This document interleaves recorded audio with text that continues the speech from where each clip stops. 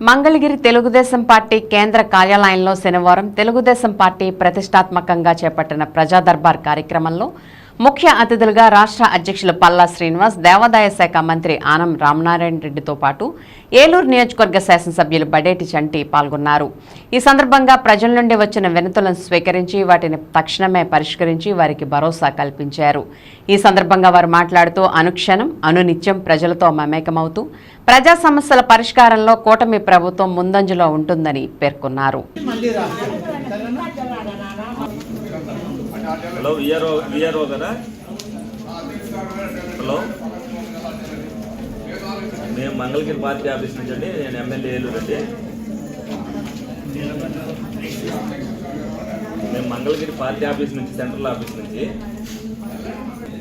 వాకా పాములమ్మని అడంగల్లో పేరు మార్చాలని చెప్పి మీ దగ్గరికి తిరుగుతున్నారు కదా.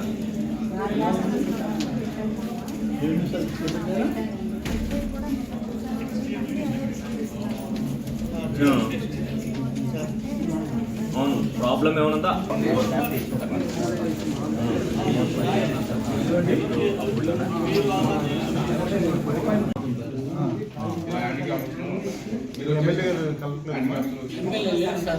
వెళ్ళలేదు, అక్కడికి వెళ్ళలేదు.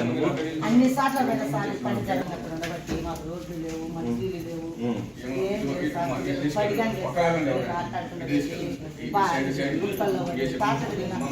వాళ్ళకి భరోసా కల్పిస్తే ఇదవుతాయి. మరి ఏదన్నా ప్యాచ్ వర్క్ చేయడానికి విజిబిలిటీ ఉందా, లేకపోతే అక్కడ పూర్తిగా మంచినీళ్ళు రావట్లేదా అన్నది వీళ్ళు మూడోసారి అండి ఇక్కడికి రావటం.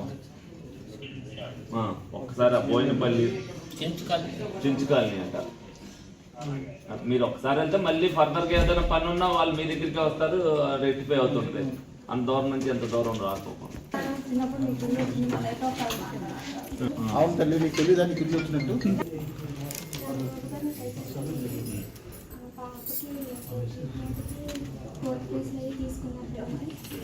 అది పెన్షన్ కూడా ఇచ్చారు.